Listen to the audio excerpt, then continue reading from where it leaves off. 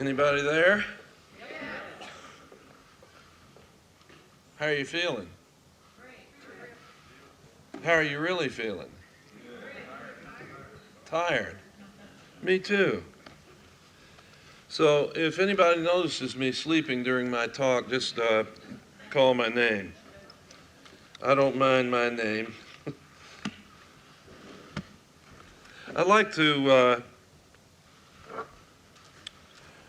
read from the Gospel of Matthew, chapter 25. You don't mind if I use the Bible, do you?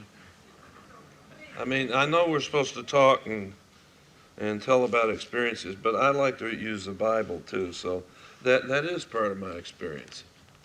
So Matthew chapter 25, verses 14 through 30, and here Jesus is trying to explain what the kingdom is like. Now, I don't know if you, I talked last night a little bit lengthy on how some people don't know when they were born again, but it doesn't mean they weren't born again. If you're alive, you were born.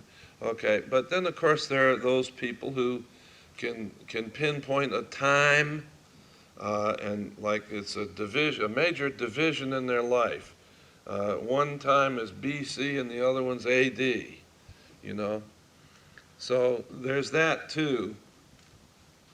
But I know that before I came into the kingdom, I did not know what the kingdom was. You could read about it, but it never really says exactly what it's like. And I really didn't know what it was like.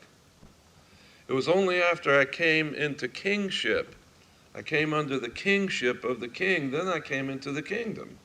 And once I was in the kingdom, I knew what the kingdom was like. And also, I knew what it was like outside the kingdom, and I never knew that until I came into the kingdom. Is that something that makes sense? That makes sense? Okay, so Jesus is trying to explain what the kingdom is like. And it's almost a lost cause. You can't really describe it. It's ineffable. It's full of joy, unspeakable. Unspeakable, see? From glory to glory. So the only way you can describe the kingdom is in human terms. But it's not a human thing. It's an eternal, spiritual thing that human beings are going to come into, but it's beyond our ordinary experience. So Jesus says it's like this.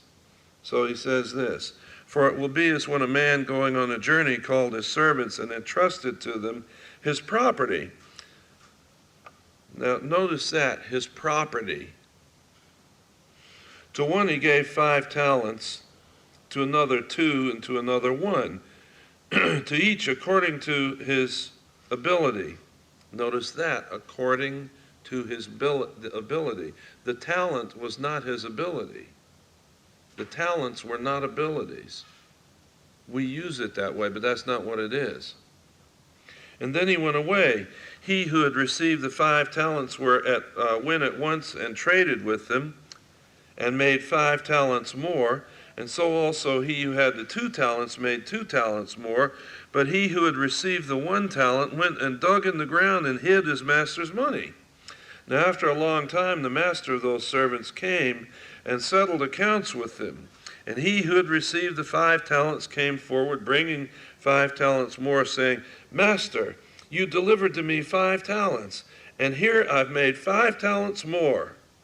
His master said to him, Well done, good and faithful servant. You've been faithful over little, and I will set you over much.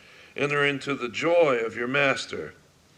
And he also had the 2 talents came forward, saying, Master, you delivered to me 2 talents, and here I've made 2 talents more. And his master said to him, Well done, good and faithful servant. You've been faithful over little, and I will set you over much. Enter into the joy of your master. And then he also who had received the 1 talent came forward, saying, Now, master, I knew you to be a hard man, reaping where you did not sow and gathering where you did not winnow. So I was afraid, and I went and hid your talent in the ground.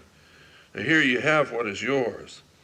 But his master answered him, You wicked and slothful servant. You knew that I reap where I have not sowed and gathered where I have not winnowed, eh? Well, then you ought to have invested my money with the bankers, and at my coming I should have received what was my own with interest. So take the talent from him and give it to him who has the 10 talents. For to everyone who has will more be given, and he will have abundance. But from him who has not even what he has, even what he has will be taken away. And cast the worthless servant into the outer darkness. There men will weep and gnash their teeth. Well, that's kind of a terrifying story, isn't it? The last part of it, I mean, you find yourself, in spite of everything, having some feeling for this guy who had the one talent, because first of all, he's an underdog because he just had one talent. So, you want to cheer him on. At least you want him to get a good score by the end of the game. And, then he says, well, the master was a hard man, reaping where he had not sowed. Now, that's a lie. That's a lie. What he's doing is he's blame shifting. The Lord knew the man's ability. The man was a one-talent man. He had ability to take care of 1 talent's worth of God's property. Now understand this about a parable, beloved. In a parable, not everything in the parable makes a particular point. A parable usually makes 1 point. And it's so important to try to remember that it's not talking either about the money that talents were in those days, nor is it talking about what we mean when we say talents. Oh, she's so talented. Listen to how she plays the piano. Never mind that it took practice, right? So that's not what it's talking about. It's not talking about our talent at all. It's talking about property, talking about God's property. And he's using money as the parabolic symbol for God's property. Now, what did he give to these people? What property did God give to them? Have to think about that a little bit. Could be a lot of things in general. Your sphere of influence, where we work, maybe. The family that we're in, our extended family maybe the church that we're part of. With these fellows, it might have been the people that he gave them. You remember Jesus said, all that are mine are thine? See, God gave to Jesus people out of the world to care for and to bring into the kingdom. And remember, Jesus is saying, this is what the kingdom is like. So maybe he's saying that on the one case, one guy has a lot of ability, so God gives him a lot of people to care for. That's God's property. And then another one, not so much ability, so he gave him not so many people to care for. And the last one, just a little bit. He had a little bit of ability, gave him a few people to take care of. If maybe not people, then at least God's property, whatever that is. But the last guy says, well, look, he says, I knew that you were a hard man, reaping where you didn't sow. So I took it and buried it in the ground so I wouldn't lose what you gave me. And of course, the pop saying is use it or lose it, like muscles. If you don't do anything with money, it doesn't do anything. So to use what we've got, well, whatever the parable is, the guy who was given something and didn't do anything with it, it was taken away from him, wasn't it? What did Jesus say to the people in the story about is it Jeremiah? Talking about where he's going to remove the shepherds. Maybe it's Daniel or Ezekiel. It's one of those books in the Old Testament. He says, I'm going to remove you shepherds. You're supposed to be feeding the sheep, and you've been eating the sheep, feeding off of the sheep. I don't like reading that passage. It bothers me. And he says, I will shepherd them. So if we don't use what God gives us, then we'll lose even what he gave us. And somebody else will take care of it. And the person who does a good job with what he's doing will be given more to do. He's faithful over little will what? Be placed over more, much more. Be placed over more. When I was in the Marine Corps on the way to Korea, there was a fellow on the ship that I didn't know, and I didn't meet him either. It wasn't until after we got off the ship that I got to know George Lush.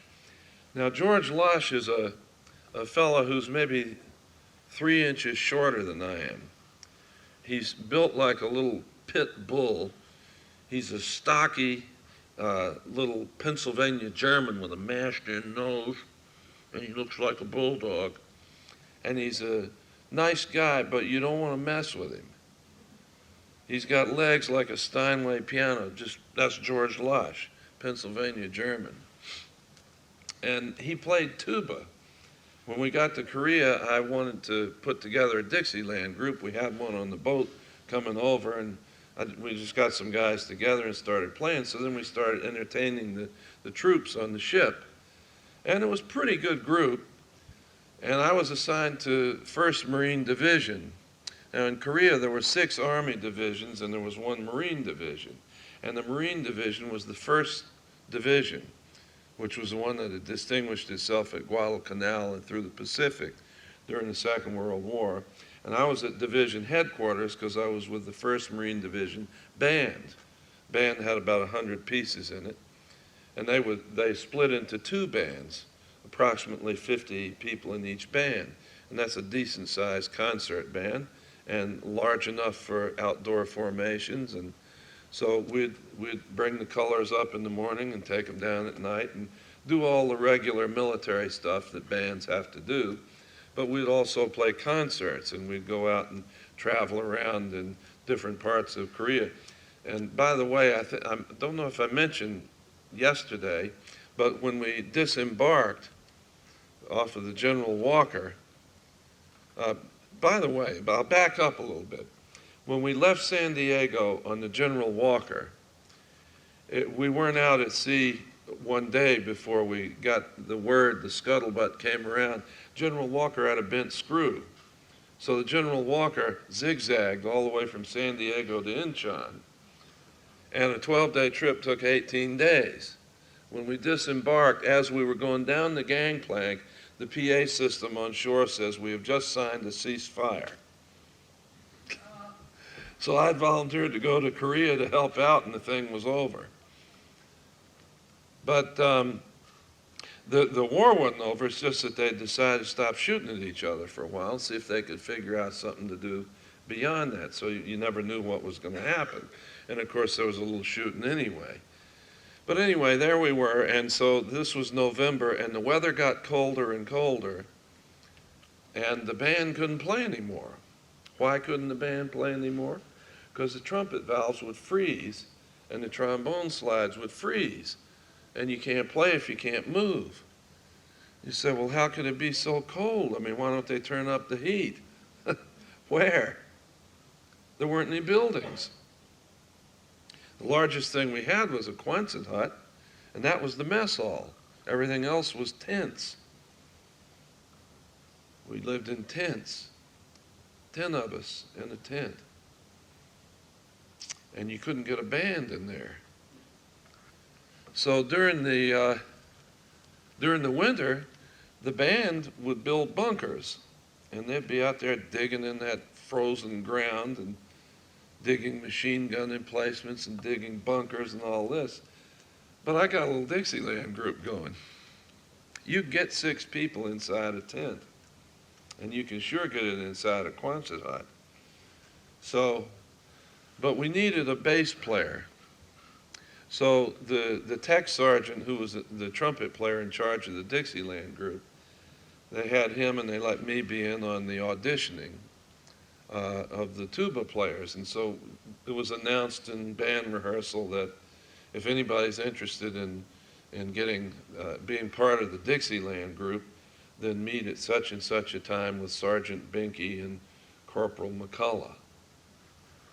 So here came the tuba players, one after another. None of them wanted to dig bunkers, you know. So they came in one by one, and we'd call a tune or two and have them play along with us. And there's no music to read. It's just playing Dixieland repertoire. And here came this short, squatty bulldog from Pennsylvania. So he told us his name was George Losh, and I said, how about Muscat Ramble Key of C? He said, okay.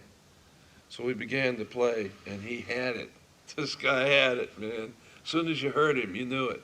First of all, he was a magnificent instrumentalist.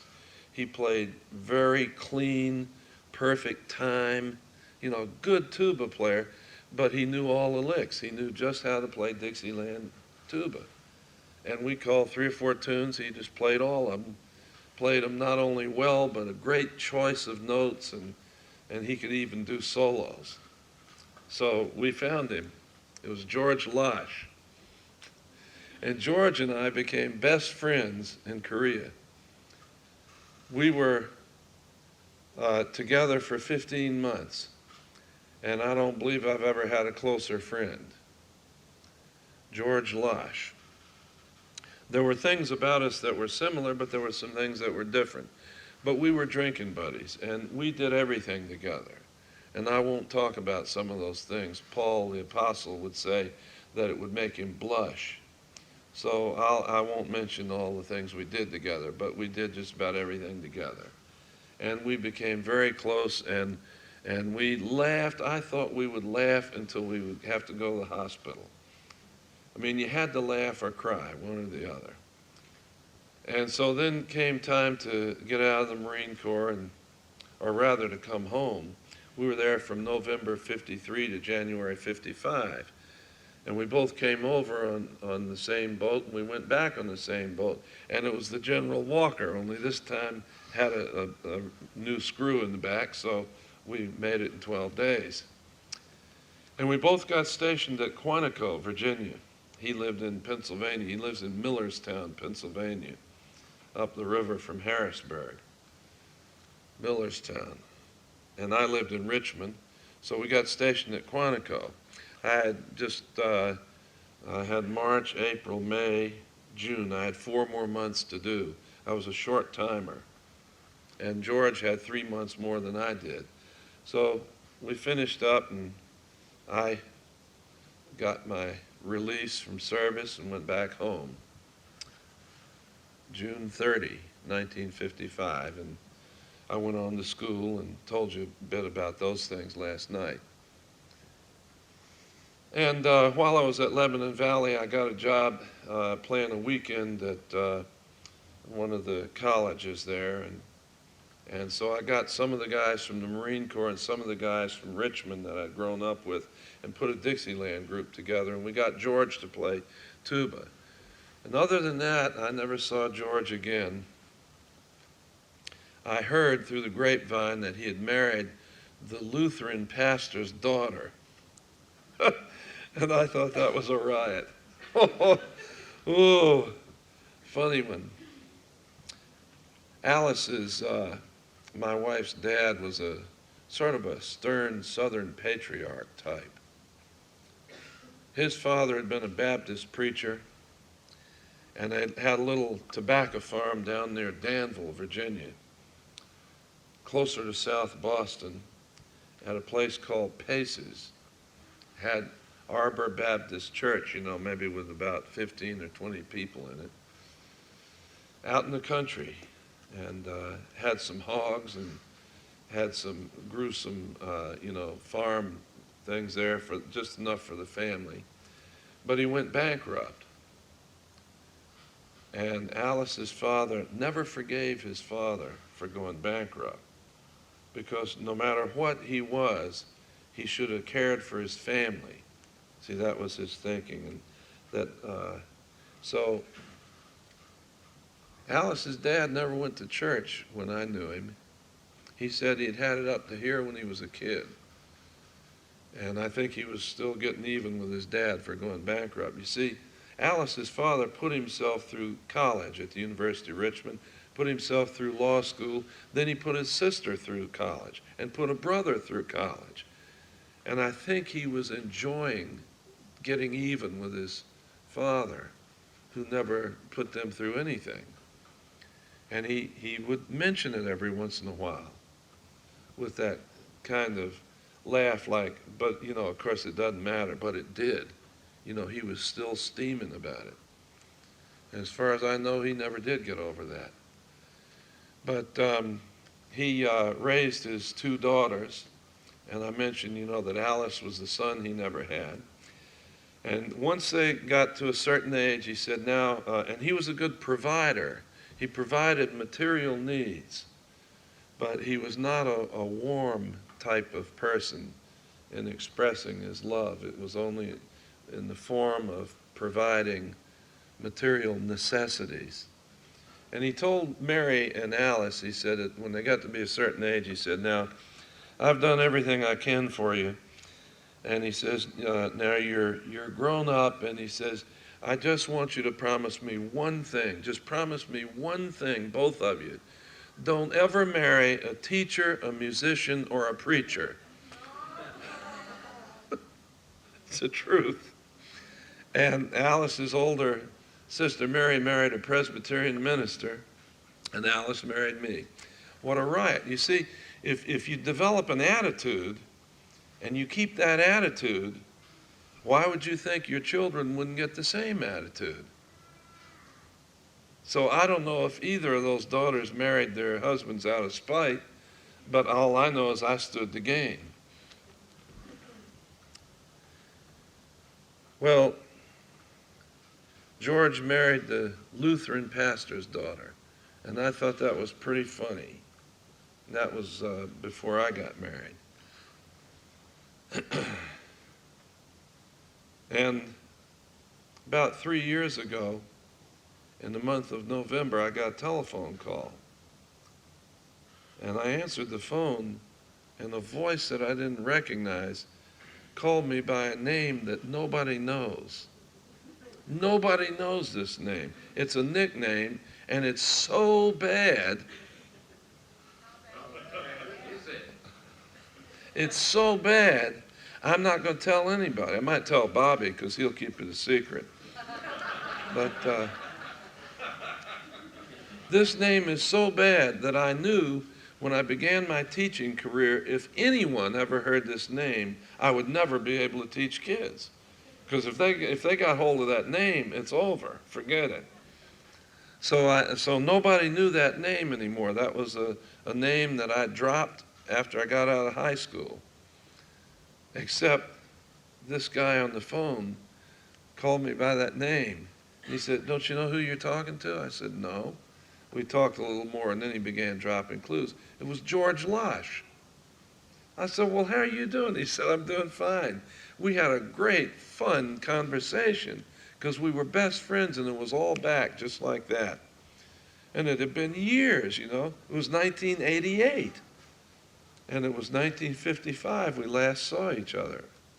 So we talked for about an hour and a half on his dime, or his quarter. And we had a great time, and I said, George, we gotta get together. He says, let's do it. We set a date. So in January, I drove over to Pennsylvania. And at Harrisburg, I turned and headed up the river to Millerstown and followed his directions and found this place. And there was the log cabin that George was born in. His father built that cabin along the creek in an area where the woods began. And you'd see rabbits out there sometime, and deer, and all kinds of things. And it was beautiful. And George was born in that cabin. And his father, Pusey, had died. And so George just took over the cabin. He had added on to it and modernized it. They just had a wood stove in there before. But he fixed it all up, and that's where George lived. And you had to park across the highway. The highway was just barely a 2-lane road, but there's a little dugout area for parking your car just across the street. And I got out of the car and headed across the street, and the door opened. He ran out, And we stood there in the middle of the highway like a couple of fools hugging each other. George Lush. So we went in and began to talk, and he began to tell me what he'd been doing. And what he'd done was, when he came out of the Marine, first of all, I should back up a little bit and tell you that George went to Lebanon Valley College in Pennsylvania. He's the one that recommended it to me. But he'd only gone there for a short period of time. When he got out of high school, he first went to Penn State on scholarship. Fine tuba player. He was there 6 weeks and came home. And his high school band director found out about it. And he was really burned. He called him up. He says, "What are you doing at home? Why aren't you in school?" He said, "I got homesick." He said, "Homesick? Man, you're on a scholarship. You don't get homesick on a scholarship."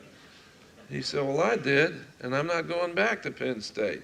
He said, "Well, you're going back to college." He says, "I'll find you something closer by." He got him a scholarship to Lebanon Valley College. George went to Lebanon Valley and lasted a semester. He got homesick. It was too far away. It probably took about an hour or so, maybe an hour and a half. And he went home, back to his log cabin. And so when he got out of the Marine Corps, he went back to his log cabin. And he began doing construction work. George had a fine mind, a beautiful sensitivity to beauty. But he was doing construction work, and after a while he started working with the heavy equipment. You know, these big caterpillars you see? It's like Star Wars stuff, you know, huge, humongous equipment. And the guys who operate that stuff make real good money. And they had 7 kids, house full of kids. And their marriage had a lot of stress on it, because his parents knew how they should run their marriage, and her parents knew how they should run their marriage, and they both interfered. 2 sets of parents, and both George and Anna Mae said the same thing, said it was unbelievable the stress that their parents put on their marriage, and it got really shaky. So much so that when George had an offer to go and do some construction work many miles from his home, and it would necessitate his living away from home for several months, he was glad to take the job just to get away. So he took the job, and I don't know whether it was a 6-month deal or whatever it was, but it was a number of months.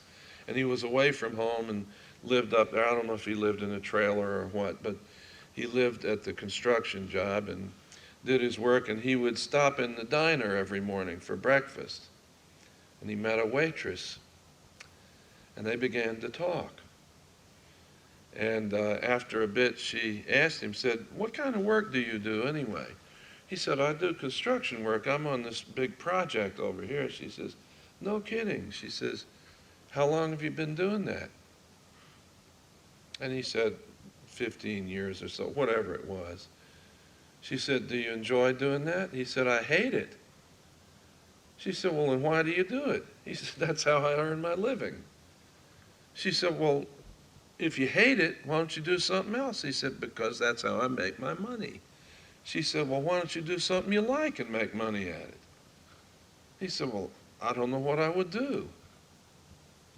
She said, "Well, what do you like to do?" He said, "What do I like to do?"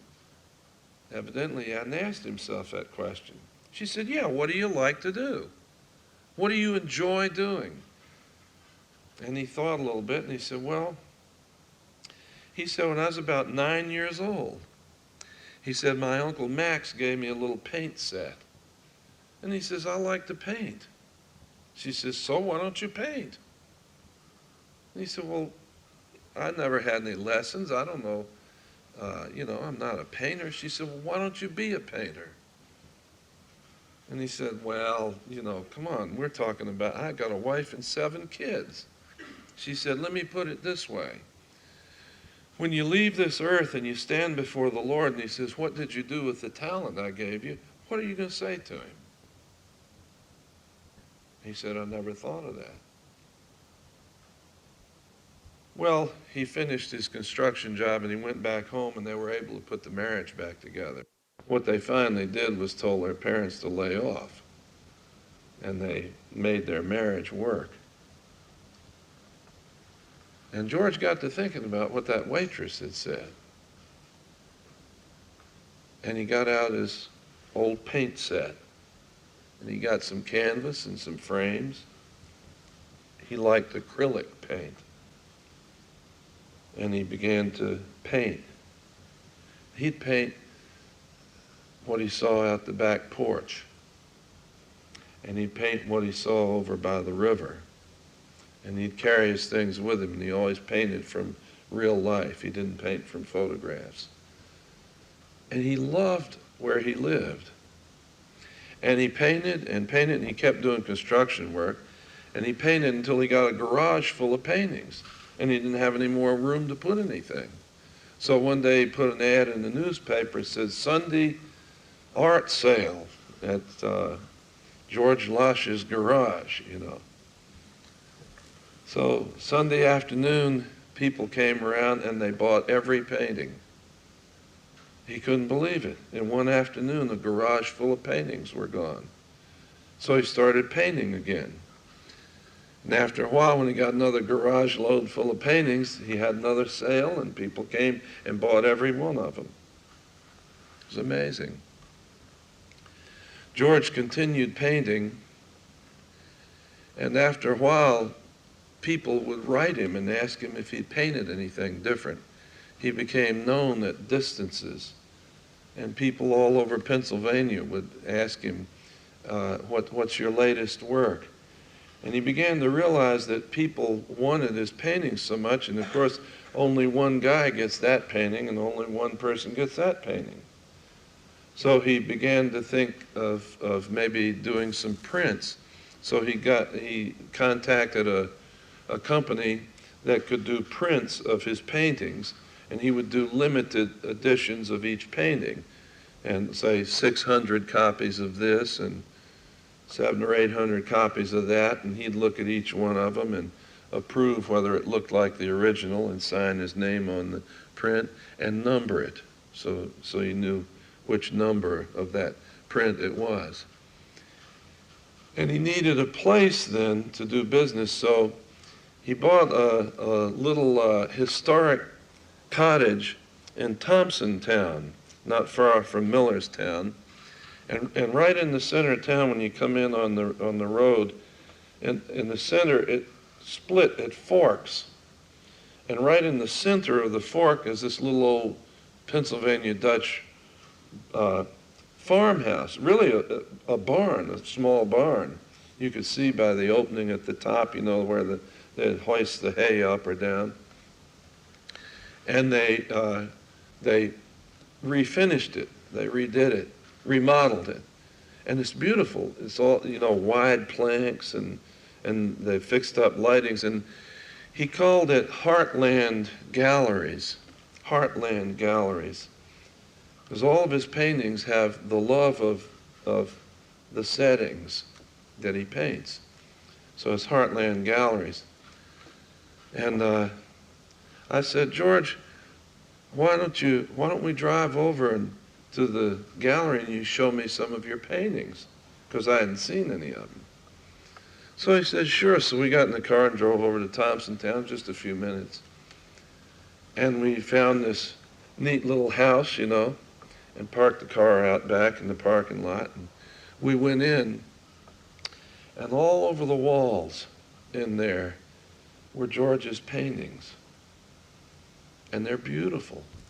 They're beautiful. He has paintings of deer by the edge of the woods, and the fawn that he saw lying in the grass and just came up and just stayed there, and he painted it. And the railroad bridge, and an old covered bridge. And he showed me these places. He took me and showed them to me later. And I looked all around the gallery. It was so beautiful, I just began to weep. I couldn't believe it. And the painting was so beautifully done. I mean, it was like a real master painter. And I was ashamed of myself, and I went over in the corner and stood in the corner. And George sort of chuckled. He said, you'd be surprised. A lot of people come in here, strangers, never been here. And he said, that happens to a lot of them. He said, because they catch what it is that I'm saying. What I'm saying is that I love what God has created. And we talked a little bit, and I told him how my life had been going. And, I laughed that he had married the Lutheran pastor's daughter, and he laughed about my life too.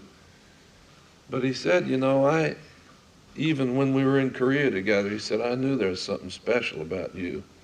I said, yeah, but I don't think we knew this. But I told him, that the Lord had been good to me, and I shared how I'd come to faith and all. And he said, well, he says, I couldn't do anything I do if it weren't for him. He said, I talk to him every day. George Losh.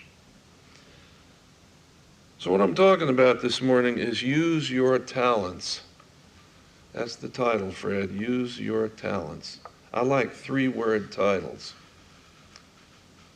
Dumb, dumb, and dumb. Dumb, dumb, dumb. Use your titles. Use your talents, not your titles. Use your talents. And that's a success story. The Pennsylvania Sports Magazine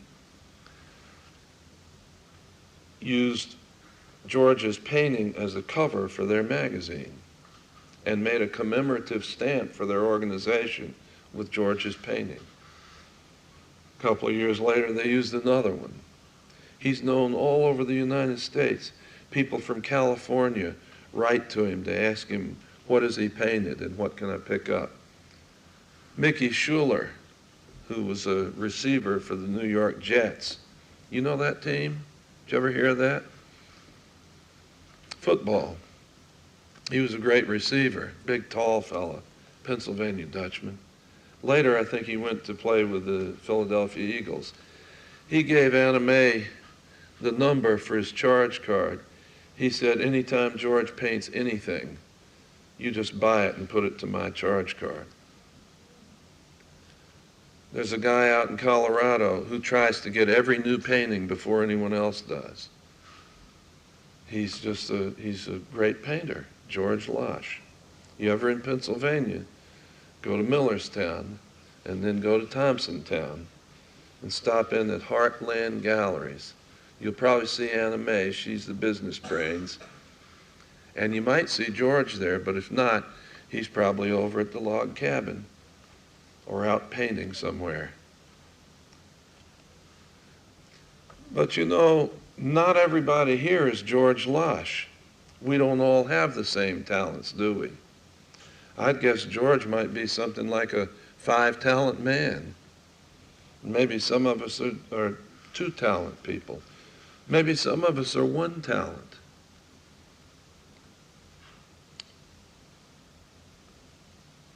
We found Leon eating out of garbage cans behind some of the finest restaurants in Manhattan. My friend Paul Blumenstein, nice Jewish boy from Brooklyn, fellow priest in the church that we are part of, found Leon, called me on the telephone. He says, told me about Leon. He says, but I can't keep him at my house because my wife doesn't love the Lord. So can we keep him at your place? I said, well, yeah, for a little while. We hung up and I said to Alice, that's just like Paul. He goes around, picks up all these scurvy people, and that, big deal. He gives them an evangelist thing, and I got to take care of them. You remember I was a snob. You understand that. You understand from what I told you yesterday. So here came Leon. And Leon had been in Bellevue Hospital to the age of 38. He didn't know how to dress himself. He didn't know how to use bathroom utensils. He didn't know how to do anything because he was at Bellevue Hospital all these years, and they took care of him because he couldn't function very well. His brother's a college professor. And at the age of 38, in New York State, they started releasing everybody who wasn't totally dysfunctional. And so the streets are full of people who can't take care of themselves. You've heard of street people, haven't you?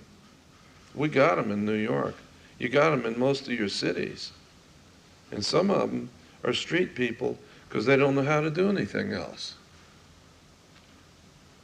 So here's Leon. He smelled bad. His teeth were bad. Leon didn't have anywhere that he lived. He had no address. When he was sleepy, he'd walk along the street, the sidewalk, and close his eyes. And he'd sleep while he was walking.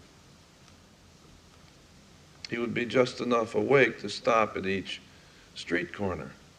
And that's how Leon did most of his sleeping. And then he would go up to Midtown, to Juilliard School of Music, and go in the library to the recording section and sit down and listen to Beethoven's string quartets and Brahms symphonies. And Leon knew his stuff. If you put on a record, he could tell you what the composition was, who the composer was, and who's performing it. And I know he could do that because I have a good record collection, and he missed very little. The man was very intelligent and had a keen love of music, but just couldn't take care of himself. He didn't even have any identification. And Paul Blumenstein and the man who's my bishop now, Bert Schlossberg, traced down where he had lived in Massachusetts, and they found his 5th grade teacher. And she helped him find his birth certificate. And so Leon became a person. I don't know if you ever saw the movie The Elephant Man. The Elephant Man said, "I'm not an animal. I'm not an animal." So Leon didn't even look like a one-talent man. But he would stop in churches as he'd walk along the street. Leon Kramnik, from a fine Jewish family in Massachusetts, his brother a college professor. And Leon would stop in churches in Manhattan because he found that when he went in there, he felt close to God. He just said God was in there. And he would read the New Testament. And he knew that Jesus was Lord. And I'll never forget the day that Leon was baptized. Leon was built like a basketball. I mean, the guy was rotund. He was eating better than any of us, because the stuff that was in the garbage cans behind the finest restaurants in New York is better than what we eat at home. And when the day that Leon was baptized, the way it was set up, we were a church that was just becoming a church. We were officially a church, but we didn't have a building, we didn't have any altar things and all of this, so we used a big salad bowl and filled it full of water. One of those big plastic jobs is supposed to look like fancy crystal. Here came Leon, but the way they set it up, they had it so he was facing toward the cross and away from the people. And when Leon bent over to be baptized, all I could see was rear end and legs. And there was Leon Kramnik getting baptized. But you know, Leon writes poetry. So whenever there's a special occasion, like an ordination or a marriage, at the reception he always has a poem. And Leon Kramnik is our poet laureate. He's maybe a one-talent man. Maybe he's more than that. But he's become a person, and he's using what he has. So it's not really how much we have, is it? But what God has given us, we can use in a way that we could say, Lord, here's what you gave me, and look, here's some more. And I look forward to hearing him say, well done, good and faithful servant. Let me read from 1 Corinthians. And I'll read 1 Corinthians chapter 12, verses 15 and to the end. See, sometimes we get to thinking that since we haven't got too much going for us, that nobody's especially interested in who we are or what we can do. But Paul says, if the foot should say, because I'm not a hand, I do not belong to the body, that would not make it any less a part of the body. And if the ear should say, because I'm not an eye, I do not belong to the body, that would not make it any less a part of the body. If the whole body were an eye, where would the hearing be? If the whole body were an ear, where would be the sense of smell? But as it is, God arranged the organs in the body, each one of them as he chose. If all were a single organ, where would the body be? But as it is, there are many parts, yet one body. The eye cannot say to the hand, I have no need of you, nor again the head to the feet, I have no need of you. On the contrary, the parts of the body which seem to be weaker are indispensable. And those parts of the body which we think less honorable, we invest with a greater honor, and our unpresentable parts are treated with greater modesty, which our more presentable parts do not require. But God has so composed the body, giving the greater honor to the inferior part, that there may be no discord in the body, but that the members may have the same care for one another. If one member suffers, all suffer together. If one member is honored, all rejoice together. Now you are the body of Christ, and individually members of it. And God has appointed in the church first apostles, second prophets, third teachers, then workers of miracles, and then healers, helpers, administrators, thank God, speakers in various kinds of tongues. But are all apostles? Are all prophets? Are all teachers? Do all work miracles? Do all possess gifts of healing? Do all speak with tongues? Do all interpret? But earnestly desire the higher gifts. And I'll show you a still more excellent way. Chapter 13, verses 1 through 7. If I speak in the tongues of men and of angels, but have not love, I'm a noisy gong or a clanging cymbal. And if I have prophetic powers and understand all mysteries and all knowledge, and if I have faith so as to remove mountains, but have not love, I'm nothing. If I give away all I have, and if I deliver my body to be burned, but have not love, I gain nothing.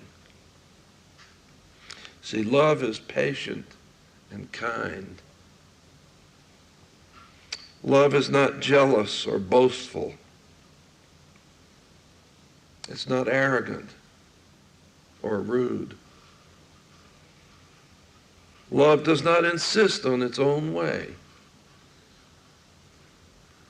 I got to remember that as a bishop.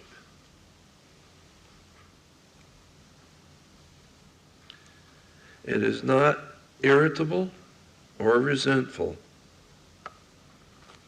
It does not rejoice at wrong, but rejoices in the right.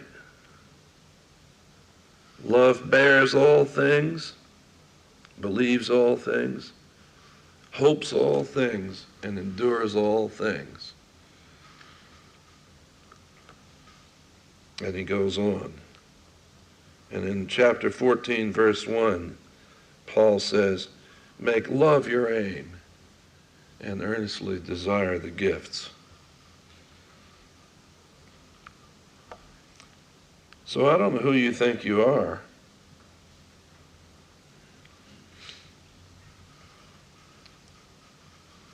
But whoever you are, you're somebody. And you don't have to be extraordinary in order to be acceptable in the beloved. Everybody in Jesus is loved. And everybody's accepted. And that makes everybody acceptable. And though we may not be acceptable to everybody, all of us have a few people who love us. And that'll take us a long way when we're in places where there are not many who love us, or when we're doing the kind of work that will cause some people to stop loving us. But God loves us. And I've heard it said many, many times that if you don't love yourself, you can't love other people. Now, be patient and kind. I'm going to tell you, I don't believe that. I don't believe it. There's not a verse in the Bible that backs that up. Yes, we're to love God with all our heart, all our soul, all our strength, and all our mind, and we're to love our neighbor as ourselves, but that does not mean that we're to love our neighbor the way we love ourselves. Because some of us don't love ourselves much. And if we're going to wait to love our neighbor until after we love ourselves, it may take a long time. And there's no other verse in the Bible that says that we're to love ourselves. On the other hand, there's no verse that says we should have contempt for ourselves, or that we should not accept ourselves, or that we should not thank God for what he's created. The reason I say this is because I was at a CFO in another state a number of years ago, and in watching the people, and I watch people, they're the most interesting thing going. There was a woman there who seemed to be depressed and evidently became more depressed over a period of 2 or 3 days. And I wondered, what was going to pop with her. It was an elderly lady married to an elderly man. We found ourselves in before or after a prayer group. And I began to ask her, how you doing? And she began to tell me, and she was depressed and all of this. And she said, and you know what makes me feel even worse?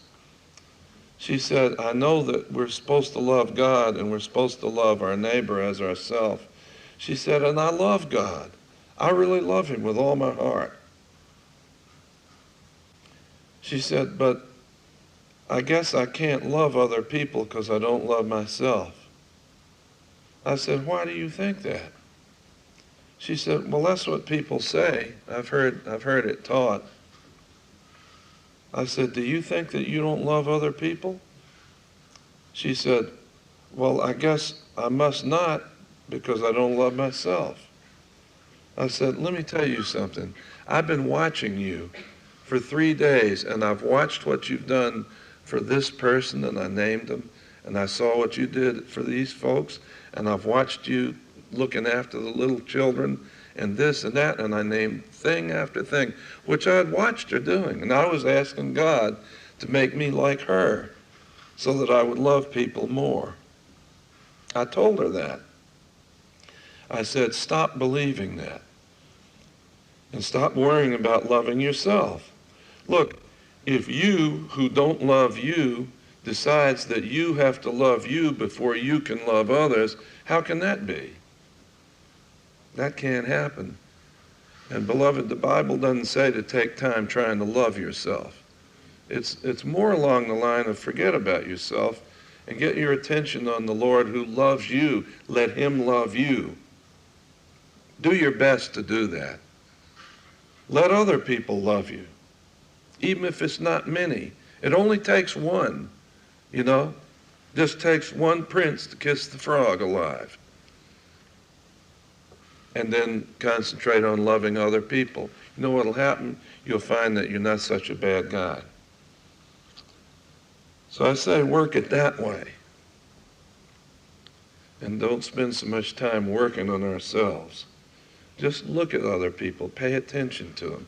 And the love of God that's already in us will begin to love other people. We'll find ourselves loving the unlovely. I grew up in a white Anglo-Saxon Protestant Southern rich atmosphere. And the only people worth considering were the people who were exactly like us. I never heard of pizza until I was 18. We didn't have them around. St. Stephen's Episcopal Church was at the corner of Grove Avenue and Three Chop Road, and diagonally across the street was the Country Club of Virginia. And most people had dual membership.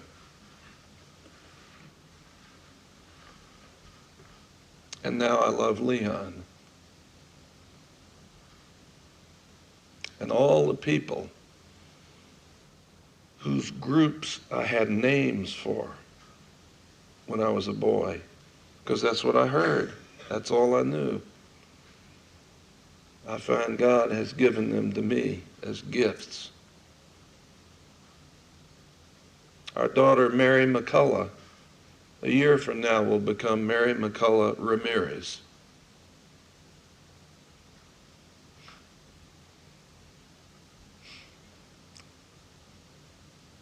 My archbishop is Bertram S. Schlossberg. Do you hear what I'm saying?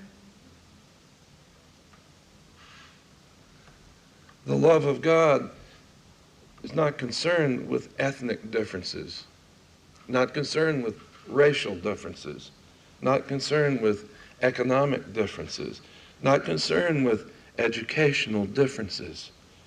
Yeah, they're people we enjoy because they're like us, which makes us feel good. But the love of Jesus gets us loving people that we never thought we'd love. That's something to do with using what God has given us. And I don't know what it has to do with money, and I don't know what it has to do with talents and skills and developed abilities. But I do know that God puts people in front of us. And he's interested in whether we're loving the people that he puts in front of us. And if we were not able to love our neighbor the way we would want him to love us, that's what I believe that's saying. Love your neighbor as yourself. Love your neighbor as you would want him to love you. And I think that if God commands us to love him with all our heart and to love our neighbors the way we'd want them to love us, you know what I believe? He's telling us we can do it. I don't believe he's giving us that law to prove that we can't do it. We can't do it outside of Christ. But in Jesus, we're the body of Christ. And we can do it. When God tells us to do that one thing that's impossible, which is to love him and everybody, our enemies included, he's saying, that's something you can do. And I'm the one that can enable you to do it. In fact, if you'll just take a look, you'll discover that's what you've been doing recently. You've been loving everybody. Use your talents. Amen.